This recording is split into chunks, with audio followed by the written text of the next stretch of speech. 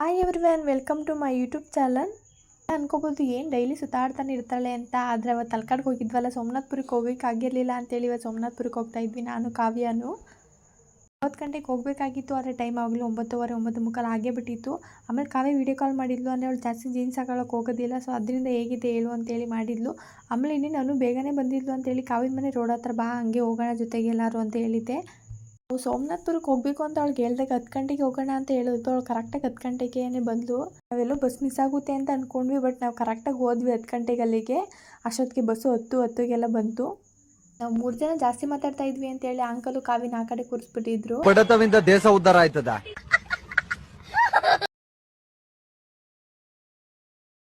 Finally ನಾವು ಸೋಮನಾಥ್ಪುರಕ್ಕಂತೂ reach ಆದ್ವಿ. ಇಲ್ಲಿಂದ ಏನು ದೂರ, ತುಂಬ ದೂರ ಏನಿಲ್ಲ.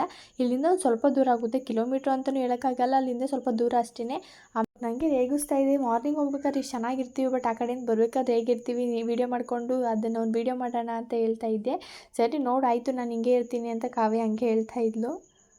ಎಲ್ಲಾದರೂ ಹೋಗ್ಬೇಕಾದ್ರೂ ಒಂದು 2 ಪ್ಲೇಸ್ ಆದರೂ ಅಂದ್ಕೊಂಡಿರ್ತೀವಿ ಪ್ಲೇಸ್ಗೆಲ್ಲ ಹೋಗೋಣ ಅಂತೇಳಿ, ಆದರೆ ಹೋಗೋಕ್ಕೆ ಆಗೋದಿಲ್ಲ. ಯಾವಾಗಲೂ ಸೋಮನಾಥ್ಪುರ ನೋಡ್ಕೊಂಡು ಹಂಗೆ ಮೈಸೂರಿಗೆ ಹೋಗೋಣ ಅಂತ ಹೇಳಿದ್ದೆ, ಆದರೆ ಅವನು ಬರಲ್ಲ ಅಂತೇಳಿ ಕಾವ್ಯ ಬೇಡ ಅಂತ ಹೇಳೋದು. ಸರಿ ಆಯಿತು ಅಂತೇಳಿ ಸುಮ್ಮನೆ ಆದ್ವಿ.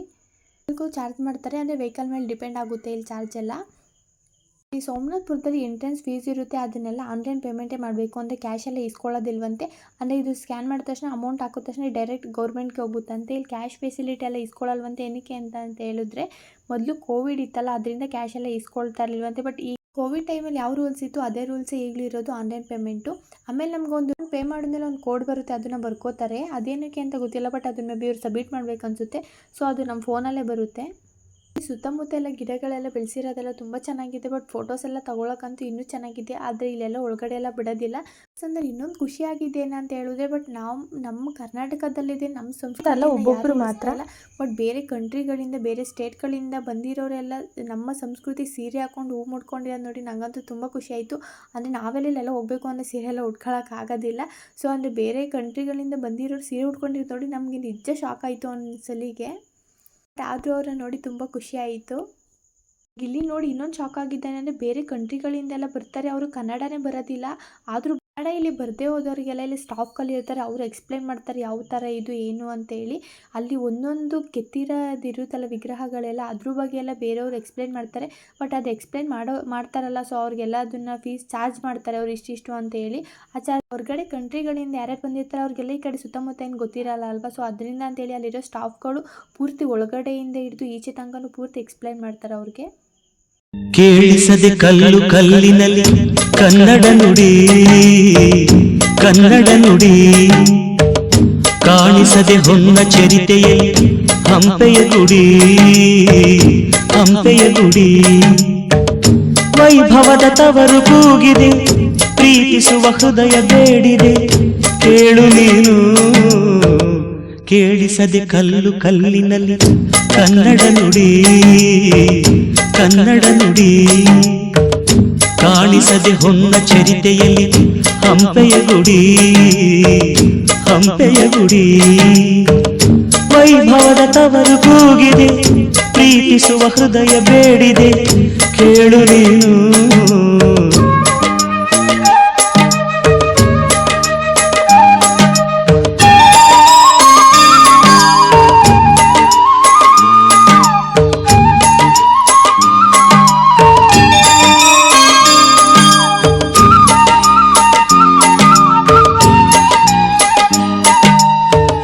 ಭೂರಮೆಯ ಆಧಾರ ಈ ಕಲೆಯ ಸಿಂಗಾರ, ಬಂಗಾರ ತೇರೇರಿ ಮೂಡಣವೇ ಸಿಂಧೂರ, ದಿನ ದಿನ ದಿನ ಹೊಸದಾಗಿದೆ, ಇಂದಿಗೂ ಜೀವಂತ ಶಿಲೆಯೊಳಗೆ ಸಂಗೀತ, ಸ್ವರ ಸ್ವರದ ಏಳಿದ ತುಂಗೆಯಲಿ ಶ್ರೀಮಂತ, ಕಣ ಕಣ ಕಣ ಕರೆ ನೀಡಿದೆ, ನೀನೊಮ್ಮೆ ಬಂದಿಲ್ಲಿ ಹಿತವಾಗಿ ಹಾಡು.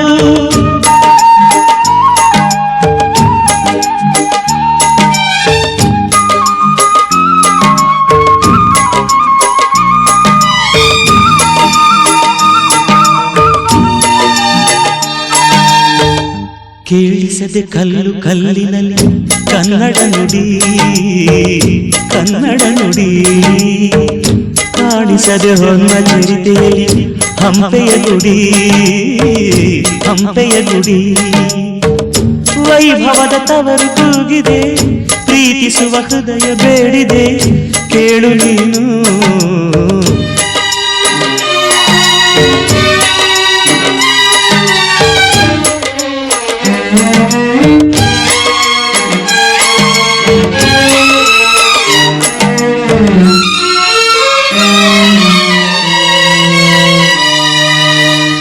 ಗಾಳಿಯೇ ಆದೇಶ ಮೇಘವೇ ಸಂದೇಶ ಪ್ರೇಮಕ್ಕೆ ಸಂಕೇತ ಹೊಂಬಣ್ಣದ ಆಕಾಶ ಋತು ಋತುಗಳು ನಿನ್ನ ಕಾದಿವೆ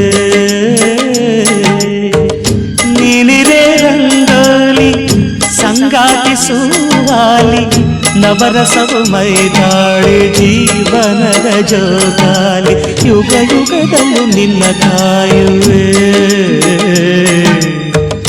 ನೀನೊಮ್ಮೆ ಬಂದಿಲ್ಲಿ ಬೆಳಕನ್ನು ನೀಡು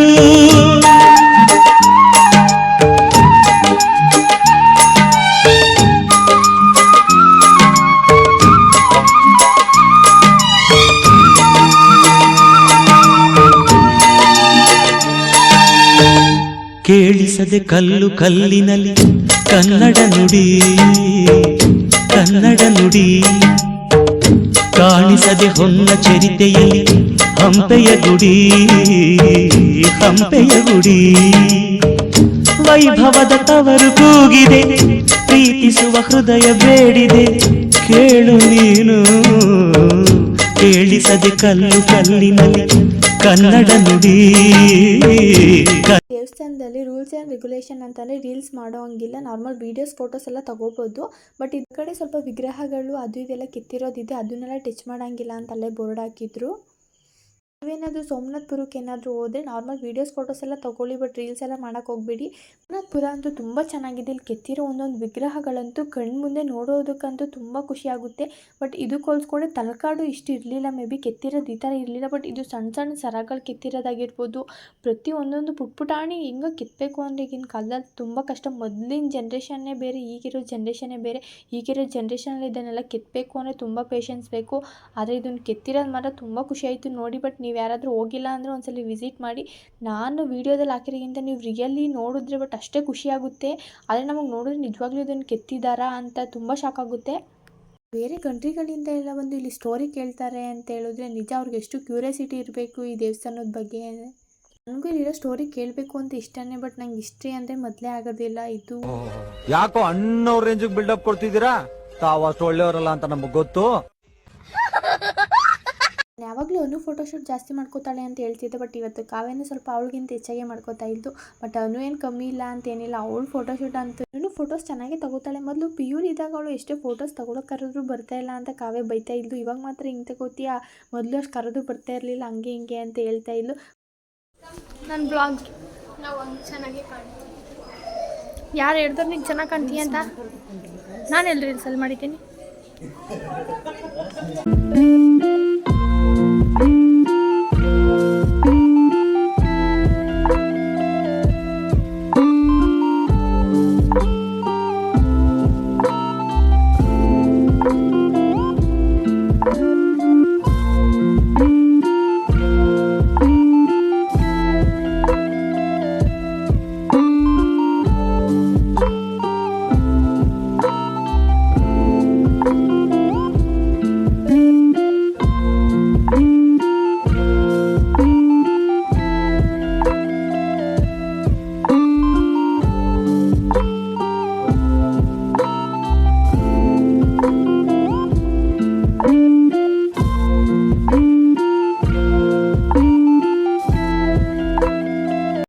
ಸುತ್ತಾಡ್ಕೊಂಡು ಬಂದು ಸಿಕ್ಕ ಹೊಟ್ಟೆ ಹಸಿತಾಯಿತ್ತು. ಅಂದರೆ ಅಲ್ಲಿ ಹೋಟೆಲು ಇರಲಿಲ್ಲ, ಹೊರಗಡೆ ಏನಾದ್ರು ತಿನ್ನೋಣ ಅಂತ ಹೇಳಿದ್ರೆ ಬಸ್ ಸಿಕ್ತಲ್ಲ, ಅದಕ್ಕೆ ಮಂಡ್ಯದಲ್ಲೇ ಹೋಗಿ ಊಟ ಮಾಡೋಣ ಅಂತ ಅಂದ್ಕೊಂಡ್ವಿ. ಬಟ್ ಮಂಡ್ಯದಲ್ಲಿ ಊಟ ಮಾಡಲಿಲ್ಲ, ಅನು ಮನೆಗೆ ಹೋಗೋಣ ಅಂತ ಅಂದ್ಕೊಂಡ್ವಿ. ಮೈಸೂರಿಗಾದ್ರೂ ಹೋಗೋಕ್ಕಾಗಿಲ್ಲ ಅಂತೇಳಿ ಇನ್ನೂ ಟೈಮ್ ಇತ್ತಲ್ಲ, 1:45ಗೆಲ್ಲ ನಾವು ಮಂಡ್ಯಕ್ಕೆ ಬಂದಿದ್ವಿ.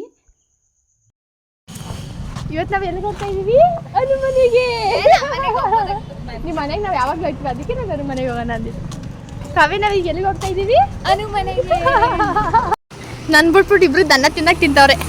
ಸಣ್ಣ ಅವಳೆ ತಿನ್ಸಿ ದಪ್ಪ ಮಾಡೋಣ ಅಂತ ಇಲ್ಲ, ನನ್ಕಿಂತ ಫಸ್ಟ್ ಇವರೇ ತಿಂತಾರದು, ಫಸ್ಟ್ ಇವಳು. ಅನು ಮನೆಗೆ ಹೋಗ್ತೀವಿ ಅಂತ ನಾವು ಅನುಗೆ ಹೇಳಿರಲಿಲ್ಲ. ಮೈಸೂರಿಗೆ ಹೋಗೋಣ ಅಂತ ಅಂದ್ಕೊಂಡ್ವಿ. ಅನು ಇಲ್ಲ ನಾನು ಬರಲ್ಲ, ಟೈಮ್ ಆಗುತ್ತೆ ಅಂತ ಹೇಳಿದ್ದು. ಸರಿ ಆಯಿತು ಅಂತೇಳಿ ಅಲ್ಲಿ ಅವಿಗೆ ನಾನು ಹೇಳಿದ್ದೆ, ಅಲ್ಲೇನೆ ಮಂಡ್ಯದ ಬಸ್ ಹತ್ತದಾಗ್ಲೇ ಅನು ಮನೆಗೆ ಹೋಗೋಣ ಅಲ್ಲೇ, ಅವಳಿಗೆ ಹೇಳ್ಬೇಡ ಅಂತ. ಅಕ್ಕ ಅವ್ರ ಮನೆ ಕನೋ ಇವತ್ತು ನಮಗೆ ಸ್ಪೆಷಲ್ ತಿಂಡಿಗಳು ಮಾಡ್ಕೊಡ್ತಾರೆ ಇವತ್ತು.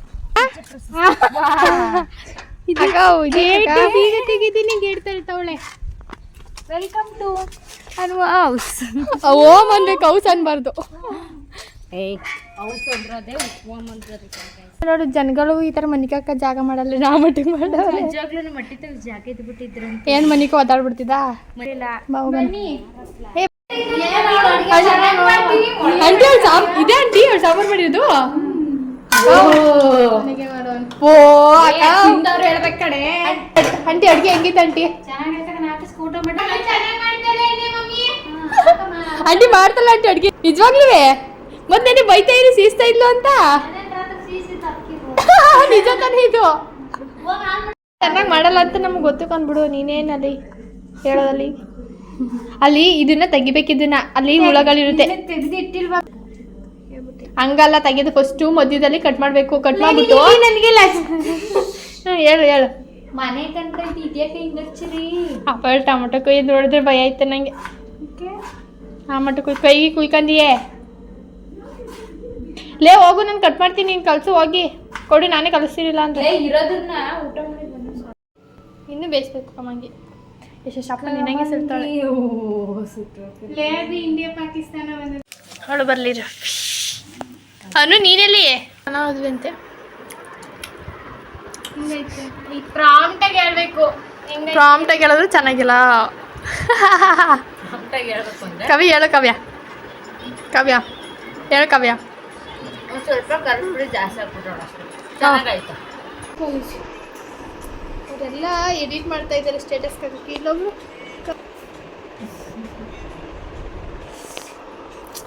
ಏನು ಮಾಡ್ತಿದ್ದೆ ಅಂತ ತೋರ್ಸೋದು. ಅಪ್ಪ ಅಕ್ಕ ಏನು ಎಡಿಟ್ ಮಾಡ್ಕೊತಾಳೆ ಕಣೆ ಹಾಕಕ್ಕೆ. ನಿನಗೆ ಸಿಕ್ಕುದು ನಿನಗೆ ರೋಗ ಕಲೆ. ಅನು ಬರಲ್ಲ ಇಲ್ಲಷ್ಟೇ ಬಾಯ್ ಮುಟ್ಕೊಂಡಿ.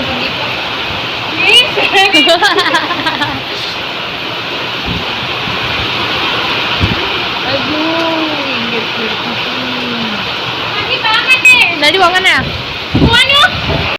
ಅಂತೂ ತುಂಬ ಜೋರಾಗಿ ಬಂತು. ಸ್ವಲ್ಪ ಹೊತ್ತು ಮಳೆಯಲ್ಲಿ ಆಟಾಡೋಣ ಅಂತೇಳಿ ಕೋಮಲಕ್ಕೊಂದು ಮನೆ ಮೇಲ್ಗಡೆ ಹೋಗಿ ಆಟಾಡ್ತಾ ಇದ್ವಿ. ಹಾಗೆ ವ್ಯೂ ಮಾತ್ರ ತುಂಬ ಸಖತ್ತಾಗಿ ಕಾಣ್ತಾ ಇತ್ತು. ಅಲ್ಲಿ ಪೂರ್ತಿ ಮೋಡ ಮುಚ್ಕೊಂಡಿತ್ತು. ಬಟ್ ಇದು ಕಾವ್ಯನ ಫೋನಲ್ಲಿ ನಾನು ವೀಡಿಯೋ ಮಾಡಿದ್ದು, ನನ್ನ ಫೋನ್ ತಗೊಬಂದಿರಲಿಲ್ಲ. ಆವಾಗ ಅದು ಸ್ವಲ್ಪ ಬ್ಲರ್ ಆಗಿದ್ದೆ. ಆಮೇಲೆ ಇನ್ನೇನು ಮಳೆಯಲ್ಲೆಲ್ಲ ನೆನ್ಕೊಂಡು ಸ್ವಲ್ಪ ಆಟಾಡ್ಕೊಂಡು ಹೋದ್ವಿ. ಕಾವ್ಯನು ಪಿಯುಲಿದಾಗ ಹಿಂಗೆ ಓಡಾಡ್ತಾ ಇದ್ವಿ ಕಣೆ, ನಾವಿಬ್ಬರು ಹಿಂಗೆ ಕೈ ಇಟ್ಕೊಂಡು ಅಂತ ಹೇಳ್ತಾ ಇದ್ರು. ಪಾನಿಪುರಿ ತಿನ್ನೋಕೆ ಅಂತೇಳಿ ಅವನು ಕರ್ಕೊಬಂದಿದ್ಲು. ನಾವು ಅವ್ರ ಮನೆಗೆ ಹೋಗಿದ್ವಲ್ಲ, ಸೊ ಆ ಖುಷಿಲಿ ನಮ್ಮನ್ನ ಕರ್ಕೊಬಂದಿದ್ದಾಳೆ ಅಂತ ಅನಿಸುತ್ತೆ. ಅನ್ನೋಕ್ಕೆ ಸಂದೇಶ ಒಬ್ಬ ಜಾಯ್ನ್ ಆಗಿದ್ದ. ಇವತ್ತು ಅವನು ಚಪಾತಿ ಮತ್ತು ಟೊಮೊಟೊ ಗೊಜ್ಜು ಮಾಡಿಕೊಟ್ಟಿದ್ದು ನಮಗೆ. ಬೈ ಚಾನ್ಸ್ ಏನಾದರೂ ತಿಂದು ನಾನು ನೆಕ್ಸ್ಟ್ ವ್ಲಾಗ್ ಏನಾದರೂ ಮಾಡಿದ್ರೆ ನಾನು ಹುಷಾರಾಗಿದ್ದೀನಿ ಅಂತ ಅರ್ಥ, ಇಲ್ಲ ಅಂದರೆ ಹುಷಾರಿಲ್ಲ ಅಂತಲೇ ಅಂದ್ಕೊಳ್ಳಿ. Thank you for watching my YouTube vlog.